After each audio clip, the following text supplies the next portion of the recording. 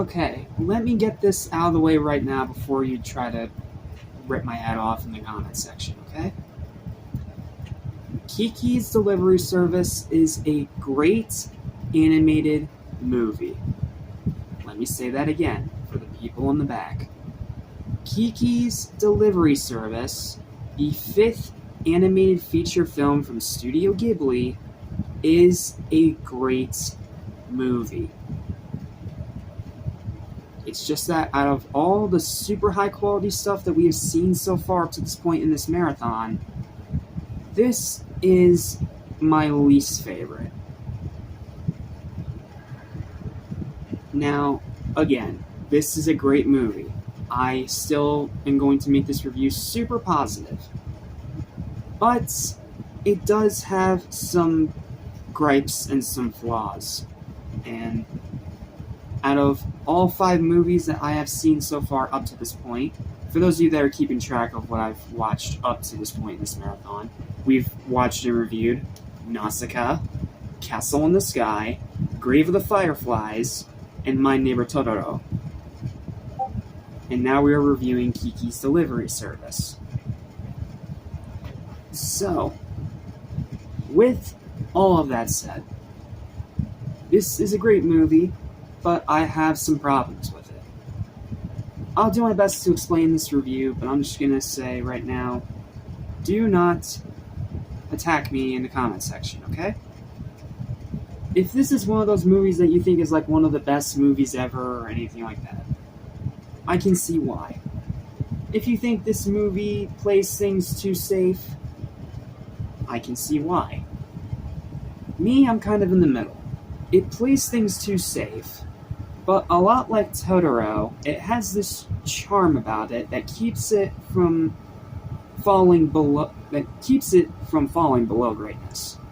Like, it's still a great movie. Like, most of the Studio Ghibli movies I've seen so far are up here.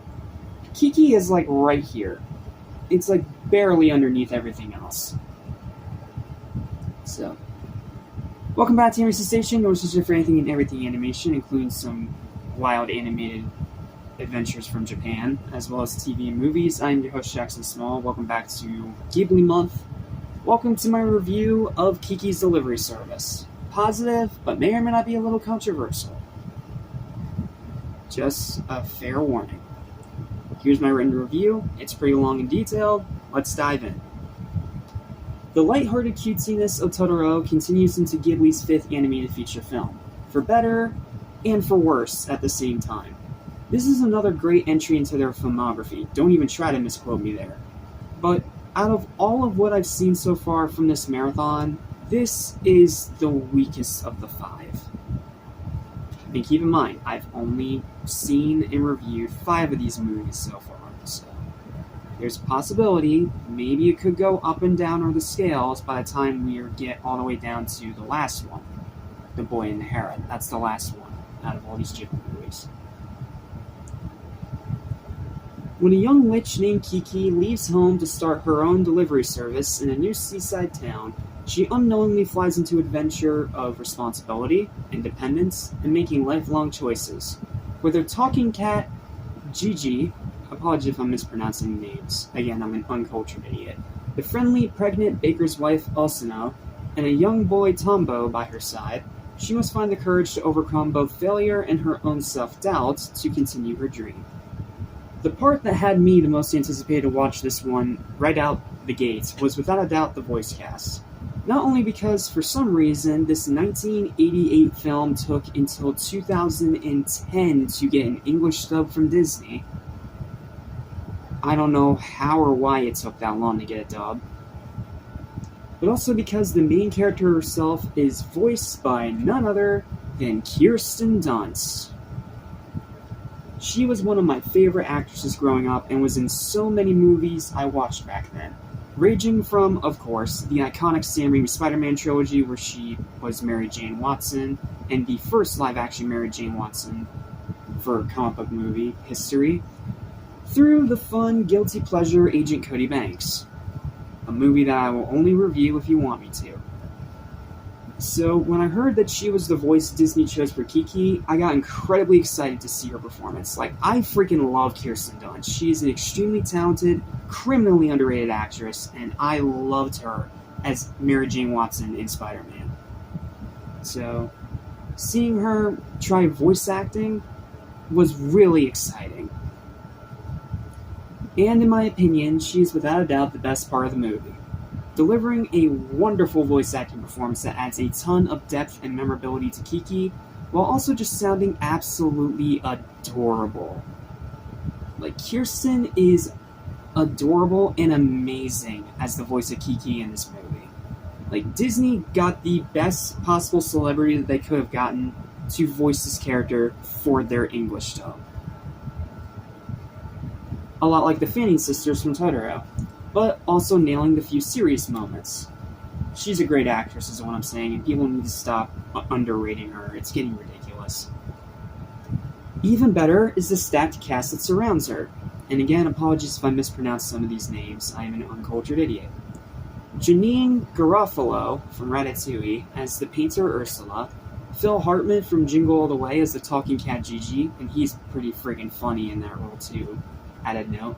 Matthew Lawrence from Boy Meets World as Tombo. Another appearance from Trez MacNeille, this time as the kind-hearted pregnant baker's wife Osano, who is just the sweetest character. Like, I love Osano. She is just a sweetheart. Yet another appearance from Debbie Derryberry, a voice acting legend in the wonderful Kath Soucie, who many of you best know as Phil and Lil in Rugrats. And fun fact, she was the first ever voice for Lola Bunny in the original Space Jam. Yes, that was Kath Soucie doing that voice to that character that so many inappropriate people got very interested in. Sorry, I had to put that there because that was my favorite fun fact finding out when I looked through the cast of this movie. Jeff Bennett, none other than Johnny friggin' Bravo, and even Corey Burton, Dr. Hugo Strange from Batman Arkham City, aka my favorite Batman game of all time, as the radio announcer.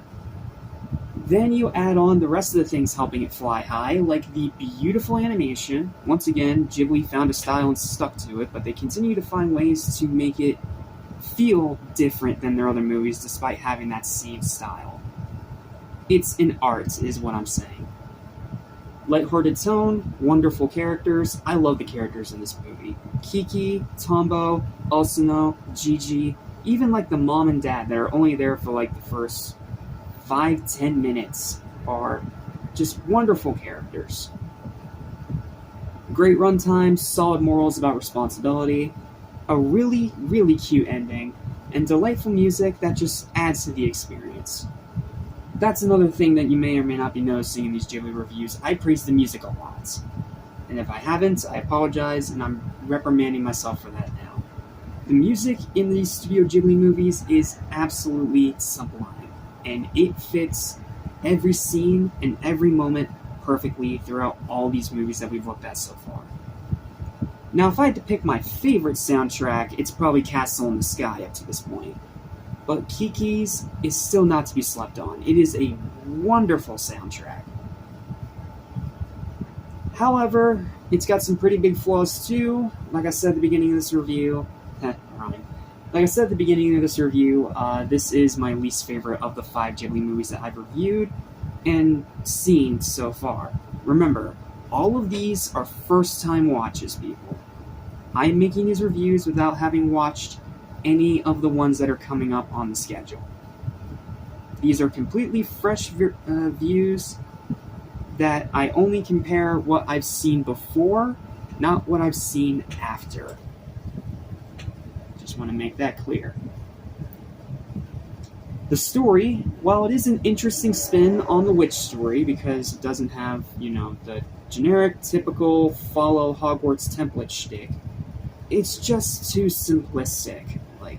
I didn't harp on the simplistic story in Totoro because it was meant to be simplistic. Here in Kiki, it's trying to go for something a little bit more vast, but because it is so simple, straightforward, and to the point, it can't really justify trying to go that vast of a reach, unfortunately. The third act pacing is rushed. The final act of this movie, and the ending for that matter, as cute as it is rushed. Why it's rushed, I don't know. There's zero stakes or tension. This is one of those movies that's pretty much just vibes the whole way through. Like, it has a serious moment here and there, but it's super lighthearted and cutesy a grand majority of the time. Again, just like Totoro. And it makes sense because after Totoro did so well and has become so iconic in Studio Ghibli, again, literally became their studio logo, it makes sense for them to try to stick with that while also trying to differentiate it a little by having a slightly different theme. But because there's no stakes or tension when there is a serious scene, it does kind of ring hollow. And the writing is very hit or miss, with some eye-rolling lines every now and then. It's not the voice actor's fault, obviously. This is more a fault of the writing. But every now and then, in this English dub, there is either a mistranslation, and I know that because I researched it after, or just a line that leaves your eyes rolling. Like, oh, you put that line in there? Oh, Rush for Time or something? Like, you know, that kind of line. The line that makes you just groan in your seat. But it's every now and then. It is a very rare occurrence. Overall, though, while this is my least favorite Ghibli movie so far from what I've seen up to this point, let me say it again, I've only seen 5 of these so far, it's still a great animated movie, with that same lovely Ghibli charm that I've come to expect. Dunst and the voice acting does do much of the heavy lifting, as well as, again, that gorgeous animation, but it's still plenty watchable and entertaining. It's a fun watch, but it's nowhere near the best of the studio's capabilities and just plays it way too safe. I feel like this movie should have gone just a little bit darker. Just a little bit. Kind of like Nausicaa in a way, but not to that degree. And that is why my final verdict for Kiki's Delivery Service is going to be a high and well-deserved, but slightly disappointing 8 out of 10. It's still a great movie, but it's the first Ghibli movie that we have reviewed so far that falls just short of the green heart of approval. And it's just because it has one too many flaws for me to give it that extra little boost. It's still a great film, though. Like, I only reserve that green heart of approval for, like, the highest of high recommendation movies. The ones that are 9 out of 10 to 12 out of 10 plus. So, even if it doesn't win a green heart of approval, that doesn't mean it's bad by any means. It just means it's not quite on that higher echelon that some other movies are. Simple as that. This is still a great movie, and if you have not watched it yet, I highly recommend it. Kirsten Dunst alone makes it worth it. Okay, and that's all I've got for this review. Thank you guys so much for watching. Please don't forget to like, share, and subscribe for more videos like this almost every single day. And I'll see you guys next time when we talk about the next Ghibli film, called Only Yesterday.